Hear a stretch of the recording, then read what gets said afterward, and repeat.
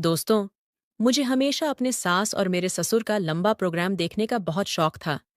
जब भी मैं रात को जागती, तो मेरे ससुर के कमरे से बस एक ही आवाज सुनाई देती थी। मेरे ससुर कहते, बस थोड़ी देर और बस थोड़ी देर, सब्र कर लो। लेकिन मेरी सास कहती, अब मुझसे बर्दाश्त नहीं होता। जब भी मैं यह आवाज सुनती, तो मैं दिल ही दिल में जलने लगती और मैं सोचने लगती कि आखिर मेरा ससुर ऐसा कौन सा काम करते हैं कि मेरी सास की हिम्मत जवाब दे जाती है। एक रात मैंने यही राज जानने के लिए अपने ससुर के कमरे में चुपके से झांक लिया, लेकिन उस रात ने मेरे होश उड़ा दिए, क्योंकि मेरे ससुर ने मेरी सास से, और यह सब मैं इस कहानी में बताने वाली हूं। नमस्ते दोस्तों, आज की इस कहानी में आपका स्वागत है दोस्तों। मेरा नाम काव्या है और मैं एक छोटे से गांव में रहती हूं। मैं एक गरीब परिवार से हूं और इस दुनिया में मेरी माँ के अलावा मेरा कोई नहीं है। जब मेरी माँ ने मेरी शादी की तो सिर्फ इस शर्त पर कि वह अपनी बेटी के साथ ससुराल में रहेगी। जिस घर में मेरी शादी हुई थी वहां दो लोग थे, मेरे सास और मेरे ससुर। मेरी शादी के 4 महीने बाद मेरा पति एक दुर्घटना में चल बसा, जो मेरे लिए एक बड़ा सदमा था। मैं और मेरी माँ ससुराल में ही रहने लगे, क्योंकि हमारा घर बेच दिया था। इसके अलावा मेरी माँ का दूसरा कोई सहारा नहीं था। मेरे पति के निधन के बाद ससुराल के हालात एकदम बदल गए थे। मेरे ससुर की शादीशुदा जिंदगी पूरी तरह से अजीब हो गई थी। मेरे पति के निधन से करीब 2 महीना पहले ही मेरे ससुर ने तीसरी शादी की थी। अब जब मैं अपनी शादीशुदा जिंदगी के बाद ससुराल में आई, तो मुझे यह देखकर हैरानी हुई कि हर सुबह मेरी नई नवेली सास कहीं न कहीं बैठकर रो रही होती थी। उसकी हालत बहुत अजीब होती थी। कभी मैंने सास को बुरी तरह से लंगड़ाते हुए देखा, तो कभी वह पेट पर हाथ रखे फूट फूट कर रो रही होती थी। लेकिन जब मैंने पूछा, तो वह हमेशा चुप हो जाती और शर्म से अपना मुंह फेर लेती। उनके इस व्यवहार से मुझे भी असहजता महसूस होती और मैं और सवाल नहीं कर पाती। लेकिन एक दिन जब मैंने सास को नाश्ते के समय किचन में रोते हुए देखा, तो मुझसे रहा नहीं गया और मैंने अपने सास से पूछा कि आखिर क्या हुआ है। मेरी बात सुनकर वह कहने लगी, तुम भी तो शादीशुदा हो, तुम भी इस दर्द से गुजर चुकी हो। तुम्हें भी पता होगा कि मुझ पर हर रात क्या गुजरती है। जबकि पति इस उम्र में भी 5 मर्दों जैसी ताकत रखते हैं, तो बीवियों का हाल ऐसा ही होता है। मेरी सास की बातें सुनकर मैं बहुत शर्मिंदा हो गई थी, लेकिन मेरे साथ तो ऐसा कुछ नहीं हुआ था। हालांकि मैंने अपने पति के साथ शुरुआती दिनों में ऐसे दिन बिताए थे और मुझे इस तरह की तकलीफ का कुछ अंदाजा था। लेकिन मैं हैरान थी कि मेरा 50 साल का ससुर ऐसा क्या करता है, जिसकी वजह से सास इतनी परेशान है। इस उम्र में तो इंसान की हड्डियों में इतनी ताकत नहीं होती। ससुर भी तो कमजोर हालत में था। इस दिन के बाद से मैंने सास से कोई सवाल नहीं पूछा। 15 दिनों तक मैं खामोशी से उनकी हालत देखती रही और दिल ही दिल में अपने ससुर की ताकत पर हैरान होती रही। मेरी शादी को ज्यादा समय नहीं हुआ था और मेरा पति हफ्ते में 2 बार भी मेरे करीब आता था, लेकिन उसके बाद वह बहुत थकान का महसूस करता था। हालांकि मेरा पति 20 साल का जवान लड़का था, जबकि ससुर तो रोज रोज ही सास को परेशान करता था। हर सुबह सास भीगे बालों और लाल चेहरे के साथ कमरे से निकलती और मुश्किल से घर के कामों को निपटाती। मैं और मेरी माँ हर रोज सास को तकलीफ में देखते थे, लेकिन हम कुछ नहीं कर सकते थे। कभी कभी तो मुझे लगता कि सास झूठ बोलती है। ससुर इतनी उम्र में रोज रोज यह सब कैसे कर सकते हैं। फिर एक रात जब मुझे नींद नहीं आई और मैं अपने कमरे से बाहर निकली, तो बिना किसी इरादे के मैं ससुर के कमरे के दरवाजे तक पहुंच गई। जैसे ही मैंने दरवाजे से कान लगाया, तो अंदर से आवाजें सुनकर मैं शर्म से पानी पानी हो गई। सास गुस्से में ससुर से कह रही थी, तुमने मेरा जीना मुश्किल कर दिया है, कुछ तो शर्म कर।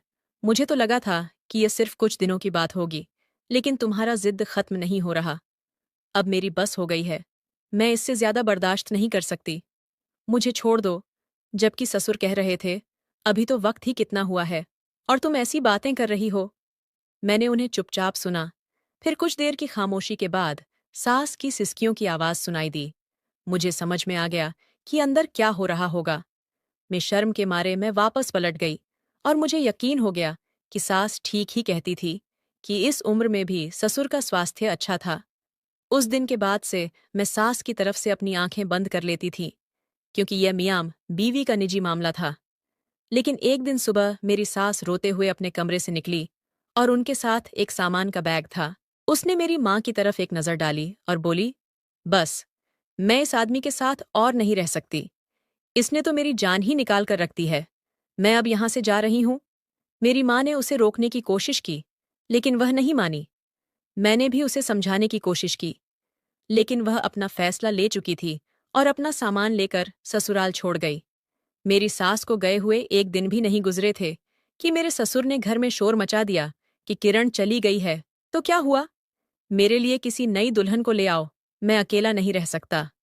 मम्मी ने सिर पकड़ लिया और ससुर से कहा कि जब तक तुम्हारी हरकतें नहीं सुधरती, मैं तुम्हारी शादी नहीं करवाऊंगी। वैसे भी किरण अब भी तुम्हारे निकाह में है, इसी को मनाकर वापस ले आओ। ससुर हाथ जोड़कर कहने लगे। वह तो बहुत नखरे वाली थी, हाथ लगाते ही उसे नखरे आ जाते थे। मुझे अब ऐसी लालसा नहीं है। अब की बार मुझे कोई दरमियानी उम्र की तरह तंदुरुस्त औरत चाहिए जो मेरा साथ निभा सके। किरण को तो बहुत नखरे थे। ससुर की फरमाइश सुनकर मेरा मुंह खुला का खुला रह गया था। मेरी मम्मी चुपचाप कमरे में चली गई थी और मैंने शर्म से अपना सिर झुका लिया था। मेरे ससुर तो 20 से 22 साल के लड़के की तरह फरमाइशी लिस्ट सुना रहे थे, जबकि खुद 50 साल के थे और उनके बाल पूरी तरह से सफ़ेद हो चुके थे। मम्मी ने ससुर की बातों को नज़रअंदाज कर दिया था, लेकिन ससुर की जिद वहीं की वहीं थी। न वह खाना खा रहे थे, न किसी से बात कर रहे थे। उन्हें सिर्फ शादी करनी थी। ससुर ने खुद को कमरे तक महदूद कर लिया था। मम्मी चिढ़ाते हुए गुस्से में कहने लगी, इतने बुढ़ापे में भी उनका अकेलापन खत्म नहीं होता।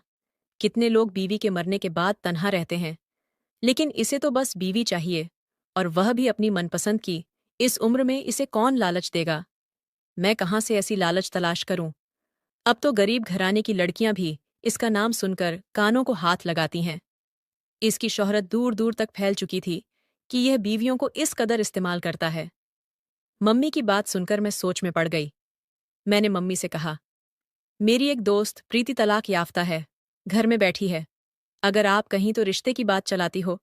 दरमियानी उम्र की है, सेहतमंद भी है। मम्मी ने एक नज़र मुझ पर डाली और कहने लगी, तुम्हें मुनासिब लगता है तो बात करके देख लो, लेकिन मुझे यकीन है कि तुम्हारा ससुर इसे 1 महीने से ज्यादा टिकने नहीं देगा। ताकत की ऐसी कौन सी दवाई खाता है जो सारे रिकॉर्ड तोड़ दे? मैंने बड़ी मुश्किल से अपनी हंसी छुपाई और अपनी दोस्त की माँ को फोन मिला दिया। मेरी दोस्त बहुत तेज औरत थी, इसी वजह से उसकी तलाक हो गई थी। कोई उसके आगे ठहर नहीं सकता था, और मेरा ख्याल था कि अगर उसकी शादी ससुर से हो जाती तो फिर ससुर को उसे छोड़ने की जरूरत नहीं पड़ती। वह किसी न किसी तरह ससुर को काबू में कर ही लेती। यही सोचकर मैंने अपनी दोस्त की माँ से बात की। वह अपनी बेटी से वैसे ही नाराज बैठी थी, क्योंकि इसने अपने घर में भी बड़ा फसाद मचा कर रखा था। इसलिए वह फौरन राजी हो गई। हालांकि मेरी दोस्त और ससुर के बीच उम्र का काफी फर्क था, लेकिन मेरे ससुराल की हालत भी कुछ खास नहीं थी। इसलिए कुछ दिनों बाद मेरे कहने पर सादगी से मेरी दोस्त की शादी मेरे ससुर से हो गई। वह रुखसत होकर हमारे घर चली आई, लेकिन कुछ दिन बाद उसने भी वही सब कहना शुरू कर दिया जो पिछली वाली सास कहा करती थी। वह भी ससुर के साथ गुजारा नहीं कर सकती थी और वापस जाने की बात करती थी। मैं हैरत से अपनी दोस्त से पूछने लगी, आखिर तुम ससुर के साथ गुजारा क्यों नहीं कर सकती? वह मेरी तरफ देखकर कहने लगी, इस बूढ़े में कुछ ज्यादा ही जान है। मैंने तो यह सोचकर शादी की थी कि इसमें अब दम नहीं होगा और मेरी जिंदगी आराम से गुजर जाएगी, लेकिन यहां आकर पता चला कि यह बड़ा हट्टा कट्ठा है। और तुम्हें पता है ऐसा क्यों है? मैंने इनकार में सिर हिलाया तो वह आहिस्ता से मेरे करीब आई और कहने लगी, क्योंकि यह जो खास नुस्खा इस्तेमाल करता है, यह इसका नतीजा था। यह कहकर वह वापस अपने कमरे में चली गई, लेकिन मैं सोच में पड़ गई थी। धीरे धीरे मुझे समझ में आया कि ससुर ऐसा कुछ खाता है जिसकी वजह से उसके अंदर इतनी ताकत है। मैंने तो अपना सिर ही पकड़ लिया था। ये बात मेरे जहन में कभी नहीं आई थी। फिर मैंने दबे लफ्जों में मम्मी मुझसे ये बात कही तो मेरी मम्मी ने कहा, पता तो करो ससुर कौन से नुस्खे इस्तेमाल करता है। ऐसा ना हो कि अपने नुस्खों की वजह से नई दुल्हन की भी जान ले ले और वह भाग जाए। मैंने कानों को हाथ लगाए और कहा, मम्मी, मैं तो उन मामलों से दूर ही ठीक हूं। पहले ही बेवा होकर यहां बैठी हूं। तुम्हारे खर्चे के साथ साथ अब मेरा खर्चा भी ससुर ही उठाता है। फिर मैं कैसे ससुर के मामलात में दखलंदाजी कर सकती हूँ? मेरी बात सुनकर मम्मी मुसीबत में सिर हिलाने लगी, क्योंकि हमारा सब कुछ ससुर के दम से ही था। इसलिए उसने ससुर को अपने काबू में रखने के लिए उनकी शादियां करवानी शुरू कर दी। लेकिन कोई भी लड़की ठहरी नहीं। जो भी आती, कुछ दिनों बाद खामोशी से घर छोड़कर चली जाती और ससुर फिर शादी के लिए जिद करते। अब समझ आ रहा था कि लड़कियां क्यों चली जाती थीं। मेरी एक दोस्त भी मुश्किल से 2 महीना ही टिक पाई और फिर एक दिन वह चुपचाप अपना सामान बांधकर ससुर से तलाक ले लेकर चली गई। उसके जाने पर ससुर बहुत अफसोस में थे और रोते हुए कहने लगे, मेरी किस्मत में बीवी का सुख ही नहीं लिखा है, जबकि मैं अपना आखिरी वक्त तन्हा नहीं गुजारना चाहता। ससुर की हालत बहुत खराब हो गई थी। सास के जाने का उन्हें बहुत सदमा था। वे मम्मी से कहते, मैं अब कभी शादी नहीं करूंगा। यह सुनकर मेरी मम्मी को सुकून मिल गया था, लेकिन ससुर ने फिर वही बात की। लेकिन अकेला भी नहीं रह सकता। वह सारी रात घर में इधर-उधर चहलकदमी करते और सारा दिन परेशान नजर आते। उन्हें तन्हाई बिल्कुल बर्दाश्त नहीं थी और इस बात का मुझे भी अच्छी तरह अंदाजा था। फिर मम्मी ने ससुर के लिए लड़की तलाश करना शुरू किया। एक रिश्ते वाली से बात की, तो रिश्ते वाली ने बड़ी अजीब सी बात कही, तुम अपनी बेवा बेटी की शादी इससे क्यों नहीं करवा देती? घर की बात घर में रह जाएगी और तुम्हारी बेटी भी बस जाएगी रिश्ते वाली की। ये बात सुनकर मेरी मम्मी उछल पड़ी और कहने लगी, तुम इस तरह की बात कर रही हो? मेरी बच्ची सिर्फ 20 साल की है और इसका ससुर 50 साल का है। रिश्ते वाली ने अजीब नजरों से मम्मी को देखा और बोली, तुम अब तक इतनी ही उम्र की लड़कियां बूढ़े के लिए लेकर आई हो, तो फिर अपनी बेटी को देने में क्या परेशानी है? तुम्हारी बेटी की रंगत तो पूरी तरह सिया है। पहली शादी ही उसकी बड़ी मुश्किल से हुई थी। दूसरा रिश्ता मिलना तो बहुत मुश्किल है। लेकिन मेरी मम्मी सोच में पड़ गई। जब यही बात मुझे पता चली तो मैं गुस्से में आ गई। मैंने कहा, मम्मी कैसी बातें करती हो? मैं कैसे अपने ससुर से शादी कर सकती हूँ? मेरी मम्मी बोली, तुम्हारा ससुर तो पैसे वाला भी बहुत है। मम्मी भी मेरे कम उम्र में विधवा होने को लेकर परेशान थी और फिर मेरी शक्ल सूरत और कदक भी ऐसा था कि दूसरा रिश्ता मिलना मुश्किल था। मम्मी की बात सुनकर मैं सोच में पड़ गई। जिस रात मैंने अपने ससुर के कमरे से सास की आवाजें सुनी, मैं खुद सारी रात बेचैन रही थी। मेरा भी दिल चाहता था कि मेरी जिंदगी में फिर से कोई शख्स शामिल हो जाए। बहुत सोचने और समझने के बाद मैंने ससुर से शादी करने का फैसला कर लिया। जब ससुर को यह बात पता चली, तो वह खुशी से पागल हो गए और कहने लगे, इससे अच्छा और क्या हो सकता है? यह तो मुझे कभी छोड़कर भी नहीं जाएगी। मम्मी ने सादगी से निकाह का इंतजाम किया। एक दो पड़ोसियों को यह बात पता चली तो हर कोई हैरान रह गया। सब जानते थे कि वह मेरा ससुर है, लेकिन फिर भी यह रिश्ता बहुत ही अजीब और गरीब था। मैंने अब तक जिस आदमी को ससुर कहा था, अब वह मेरे पति बन गए थे। फिर जब मैं उनके कमरे में पहुंची तो मुझे एक अजीब सा खौफ सताने लगा था। मैं सोच रही थी कि नहीं पता ससुर जी में कितनी ताकत होगी और वह पहली रात क्या करेंगे। मैं उन्हें कैसे सहन करूंगी। कुछ समय बाद ससुर जी कमरे में आए और अलमारी से एक लिफाफा निकालकर एक कोने में बैठ गए। ये देख मैंने उठकर ससुर जी के पास जाकर पूछा, आप क्या कर रहे हैं? तो उन्होंने कहा, भुने हुए चने हैं, मैं उनका इस्तेमाल करता हूँ। ससुर जी की यह बात सुनकर मुझे तुरंत सास की बात याद आई, जिसमें उन्होंने बताया था कि वे देसी नुस्खे इस्तेमाल करती हैं। मैंने तुरंत ससुर से वह चना वाला लिफाफा छीन लिया और कहा, आपको यह खाने की जरूरत नहीं है। ससुर नाराज हो गए। उन्होंने लिफाफा मेरे हाथ से लिया और बोले, मैं बूढ़ा हो रहा हूं, मुझे अपनी देखभाल खुद करनी है। फिर उन्होंने चनों में थोड़ी सी मिश्री और मलाई डाली और उस मिश्रण को दूध के गिलास में डालकर मुझे दिखाया। देखते ही देखते उन्होंने वह दूध का गिलास पी लिया। मुझे बहुत घबराहट हुई। ऐसा लग रहा था कि अब मैं भी सास की तरह ससुर के सामने टिक नहीं पाऊंगी। लेकिन कुछ देर बाद मेरी हैरानी की कोई सीमा नहीं रही, जब ससुर ने मुझे बड़ी मोहब्बत से हाथ थामा और कहा, तुम थक गई होगी, आराम कर लो।